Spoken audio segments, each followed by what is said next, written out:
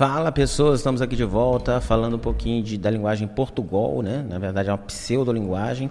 No nosso caso é o Portugal-C, que é a nossa pseudolinguagem, que a gente deu uma adaptada para ficar parecida com a linguagem C, ok? Espero que vocês gostem e tal. Na última aula, na última videoaula, que vocês podem conferir também, deve estar por aqui no link, a gente viu como instalar uma espécie de compilador, na verdade uma espécie de tradutor e compilador do Portugal para a linguagem C. E aí você vai conseguir fazer essa instalação no Linux, né? Você pode instalar o Linux na sua máquina e fazer a instalação nele, vai ficar permanente. Ou você pode iniciar lá com o seu bootável, né? Com o seu pendrive e fazer a instalação a cada vez e utilizar e depois está tranquilo, né? Não, é um script, é tranquilinho de fazer. Hoje a gente vai falar um pouquinho sobre a linguagem, né? Então, se você entrar aqui naquele link mesmo que a gente viu, vou deixar aqui embaixo também na descrição, né? Que é o github.com/Flávio7co. Estou marcando aqui em cima para você, ó. github.com/Flávio7co/Portugal-C. Ou se você for só no Flávio7co também, ele vai mostrar, github.com/Flávio7co, ele vai mostrar aqui o Portugal-C como projeto, que é o projeto que eu criei aqui. Ok? Esse cara feio aqui sou eu. Não é? Vamos lá, vai abrir novamente o site. Espero que não tenha pesado aí. Ok, e aí a gente tem, se a gente for olhar aqui no conteúdo aqui do nosso site, desse site da GitHub aqui, desse repositório, a gente vai ver que tem assim, manual da linguagem. E é esse manual da linguagem que a gente vai abrir para começar a falar um pouquinho sobre a nossa linguagem estruturada, nosso Portugal, né? Eu dei um exemplo aqui, eu acho melhor talvez começar pelo exemplo. Esse é o exemplo do algoritmo inicial, né? Só para a gente ter uma noção. Então, primeira regra aqui que a gente vai ver é que todo algoritmo que a gente for fazer vai começar com a palavra algoritmo, ok? E aí vai ter algoritmo, o nome do algoritmo, então você coloca algoritmo 1, algoritmo 2, algoritmo Flávio, algoritmo Manuel, algoritmo Francisco, não importa, né? É o nome do algoritmo. Tem umas regras aqui para colocar o nome? Tem, depois a gente vê, tá? Quando a gente estiver falando de variável, que é a mesma regra para nome de variável, tá? Eu vou fazer uma próxima videoaula só para falar de variável, ok? E depois assim, algoritmo, nome do algoritmo, início e fim. Essa que é a regra. Algoritmo, nome do algoritmo, início e fim. E aí dentro desse início e fim, entre o início e o fim do algoritmo, a gente vai colocar o quê? A parte lógica do código, né? Então aqui a gente já tem identado, né? Veja que entre o início e fim, toda vez que eu acho o início até eu achar o fim, eu dou uma identadinha. Então eu faço uma quebra, dou um tab aqui, dou uma tabulada aqui. Pode ser com espaço também, para identar o código, para ele não ficar tudo reto embaixo. Para mostrar que isso tudo aqui está dentro, está entre esse início e esse fim. Está dentro desse início e fim. Ok? Bom, aqui a gente tem, brevemente falando, eu estou declarando uma variável do tipo inteiro. Essa variável está recebendo o resultado dessa conta aqui, que é 7 vezes 2, está mostrando o dobro de 7 e está mostrando 14. Né? O algoritmo não é muito inteligente, porque, afinal de contas, bastava colocar assim, escreva 14. Bom, vamos às regras, já que a gente teve um pouquinho, já se familiarizou um pouquinho com a estrutura do algoritmo. Né? Bom, com exceção da palavra algoritmo, que eu também posso escrever em minúsculo e maiúscula, todos os comandos e palavras reservadas que a gente for utilizar vão ter que ser em minúsculo, tá? É padronização, minúsculo. Por quê? Porque na linguagem C também é assim, né? E a maioria das linguagens de programação atuais usa minúsculo, se bem que algumas têm algumas regras também. Mas aqui na nossa regra vai ser em minúsculo, ok? Bom, então, algoritmo você pode escrever em maiúsculo. Um nome que você deu para o algoritmo, que é você que escolheu o nome, você também pode, né? Embora eu preferisse que colocasse em minúsculo. Agora, o restante dos comandos, as palavras reservadas, aí tem que ser tudo em minúsculo, né? Outra regra, segunda, tudo que aparecer entre as palavras reservadas início e fim, a gente vai tabular, vai dar aquela tabulação, aquela formataçãozinha, ok? Aí isso a gente chama de indentação e serve para tornar o código mais legível. Você pode achar isso bobagem, mas depois, principalmente depois que a gente entrar em estrutura de decisão, de repetição, você vai ver que isso é importante. Para códigos maiores, você consegue se encontrar melhor no código. Outra regra, Ao final de cada linha, você vai colocar um ponto e vírgula. Está dizendo que você terminou o comando, executou o comando, pronto, passa para o próximo, né? Então, ao final de todas as linhas vai ter ponto e vírgula. Ah, tem exceção? Tem. A exceção a gente fala quando tiver, né? Mas a princípio todas as linhas têm ponto e vírgula. Outra regra, recomenda-se que isso não é uma regra, é uma recomendação, né? Que você declare as variáveis sempre no início do programa, né? No início do algoritmo. Por quê? Porque você garante que as variáveis vão ser declaradas, você tem visualmente, você consegue encontrar todas as variáveis no mesmo lugar, você não corre risco de declarar uma variável que você achou que não tinha declarado, enfim, você elimina um montão de erros e ajuda na hora do teste de mesa. Tem um vídeo aqui no canal falando do teste de mesa, né? Então o ideal é você declarar no início, né? É possível declarar depois? É, mas preferencialmente no início do código. Na primeira linha, depois do início, igual a gente fez aqui, início, aí a gente já declara a variável. Aqui a gente declarou uma variável inteira, né? Inteiro. Outra regra, só vai ser permitido usar esses 6 itens aqui dentro do algoritmo. Eu não posso inventar comando, eu não posso inventar operador. Ah, não sei fazer isso, vou usar o operador. Vou fazer uma coisa, vou fazer o log de um negócio, vou escrever aqui log. Não, eu tenho que usar só os operadores que foram combinados. Isso aqui é linguagem de programação. O cara, quando escreve uma linguagem, seja C, seja Pascal, seja o que for, seja uma linguagem que não apareceu ainda, o cara tem uma lista de palavras reservadas, de comandos que ele vai utilizar na linguagem, né? As palavras reservadas são as palavras que não podem ser usadas em outro contexto. Então, eu não posso chamar uma variável, eu não posso botar o nome do algoritmo com aquele nome, porque ela é reservada para a linguagem. Então, você vai ter um manual que vai dizer quais são as palavras reservadas. E você só pode usar o que está combinado, né? Então, a gente vai fazer a mesma coisa. Então, o que eu posso usar só? Palavras reservadas, que são os comandos, né? E aqueles início, fim, algoritmo. No nosso caso, são tudo palavras reservadas e tem um propósito na linguagem, né? Cada linguagem tem as suas palavras reservadas. E identificadores, o que são identificadores? São os nomes que eu invento para identificar alguma coisa. No nosso caso aqui, a gente já viu o identificador que identifica o nome do programa, por exemplo, lá em cima, de novo, algoritmo dobro de 7, está identificando o nome do programa. E algoritmo para identificar a variável, inteiro x, x identifica a variável, né? Constantes, o que são constantes? São números, né? 3 vale quanto? 3 sempre, é constante, né? Então, o número 3, os números que aparecem são constantes, e eu posso criar minhas próprias constantes, não em Portugal, mas em outras linguagens, C, por exemplo. Eu posso afirmar que π vale 3,14 ou 3,14 e etc. É constante, ok? O que mais que eu posso usar além de constantes, que no nosso caso aqui se restringe a números? Posso usar expressões literais, que são as frases que eu escrevo, por exemplo, para mostrar na tela uma frase.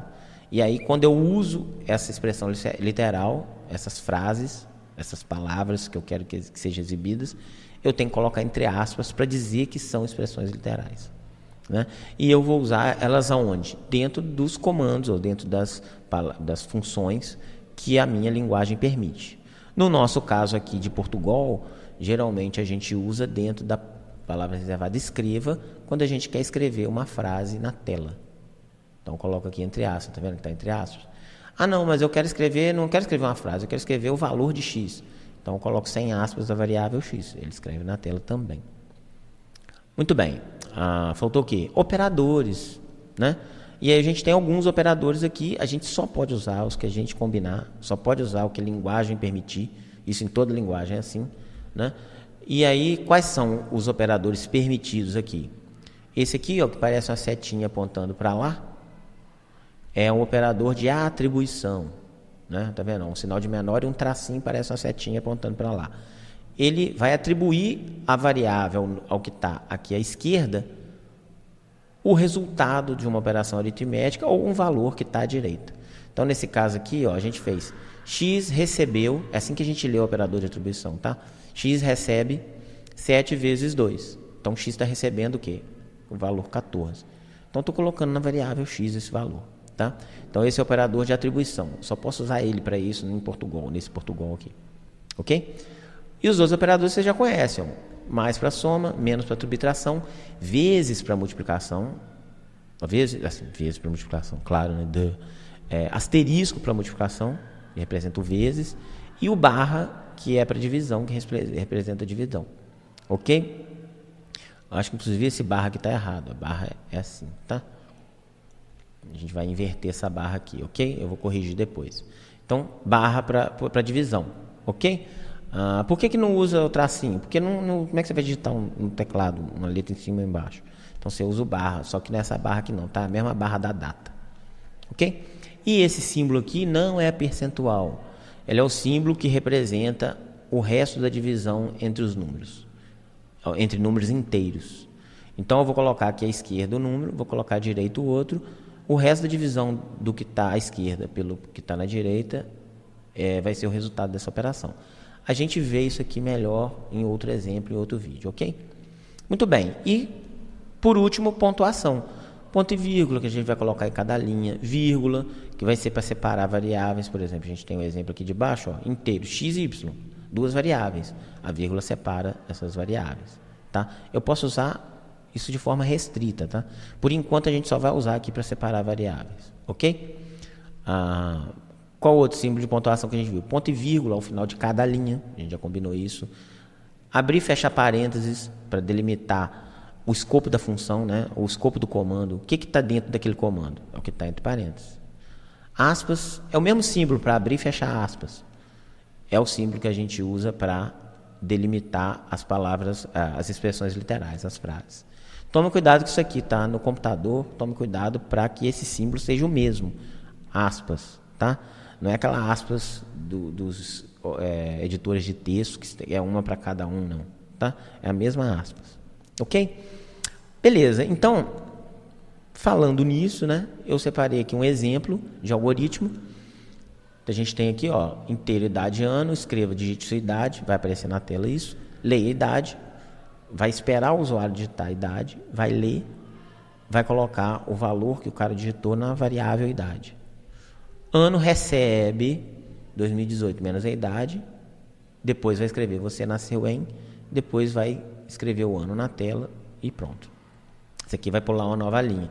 Não é o usuário que vai digitar enter, é a gente que vai, o programa que está aí dizendo que vai exibir um enter na tela, ou seja, ele vai pular de linha na tela sem que o usuário digite enter. Depois a gente vai, eu vou fazer um testezinho de mesa virtual aqui, simplificado com esse algoritmo aqui.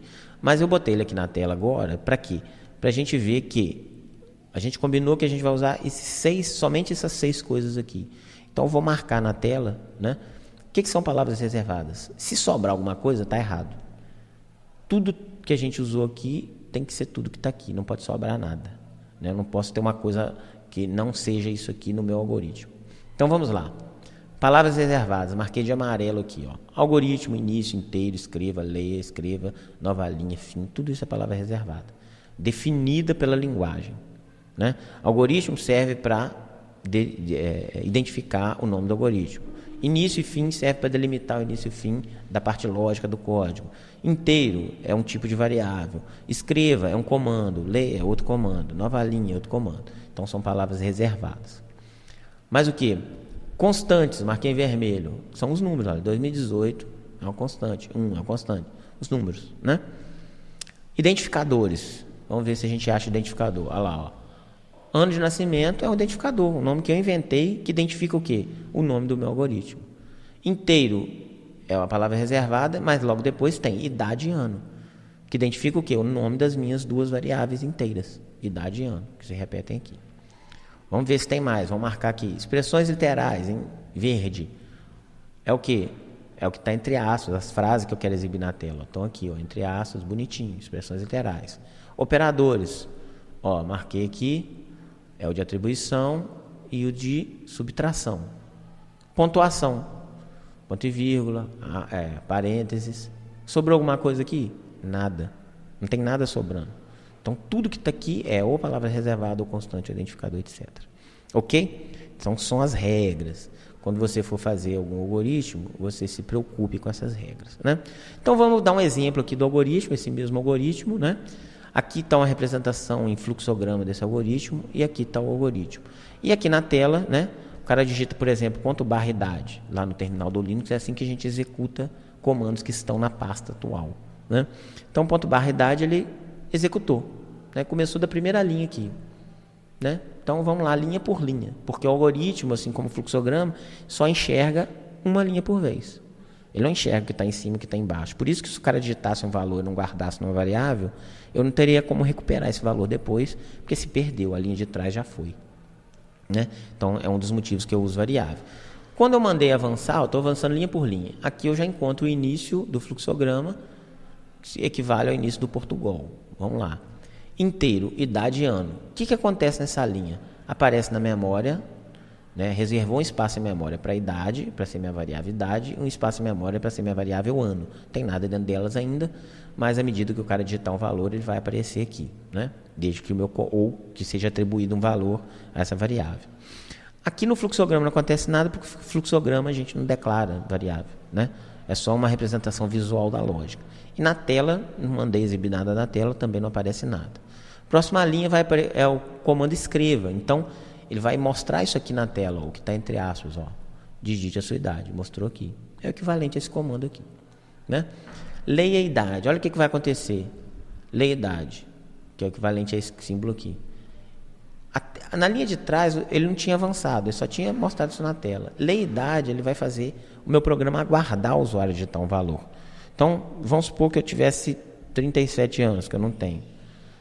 Quando eu digito o valor, o usuário tem que dar Enter para o valor entrar no meu programa, né? E aí, quando ele der Enter, o que vai acontecer? O leia, além de fazer esperar o cara digitar um valor, ele pega esse valor que o usuário digitou e coloca na variável que está aqui dentro do parênteses. Então, esse valor 37 vai para cá, ó. E aí, ele vai avançar para a próxima linha, que vai fazer essa operação e vai atribuir para o ano. Veja bem, ó, olha aqui onde está a seta do mouse, ó, avançar, 37, na próxima linha, ele fez a conta e atribuiu a variável ano. Então, ó, 37 foi para a idade, e aqui ele fez 2018 menos 37, fez a conta, dá quanto? Dá 1981. E esse símbolo aqui diz que vai atribuir 1981 à variável ano. Então, ele atribuiu a variável ano 1981. Ok. Só isso que ele fez nessa linha. Próxima linha. Escreva, você nasceu em. Só isso, apareceu na tela. Mais nada. Né? Por que apareceu na outra linha, se eu não mandei uma nova linha? Porque o usuário digitou Enter. Senão, teria aparecido na frente. Né? Bom, próxima linha. Escreva ano. Está entre aspas? Não. Se tivesse entre aspas, ele ia colocar assim, você nasceu em ano. Ia mostrar a palavra ano na tela. Não façam maldade, hein? Só que aqui, como não está entre aspas, ele vai mostrar o conteúdo da variável ano. A variável ano está aqui. Quanto que ela tem de conteúdo? 1981. Então, ele vai mostrar 1981 na tela. Beleza. É isso que é um algoritmo. Depois encerra o algoritmo. Ok? Então, pessoas, treinem. Entendam um pouco. Pode ir lá no site, lá no GitHub, ler o manual. Aconselho a avançar lentamente, né, devagar. Próxima videoaula a gente fala de variáveis, uma aula específica para variáveis, o que é declarar variáveis, ok? E tentem exercitar, né? Um exercício, por exemplo, eu poderia propor um exercício para vocês, fazer um algoritmo que lê a temperatura em Fahrenheit e exiba essa temperatura em Celsius.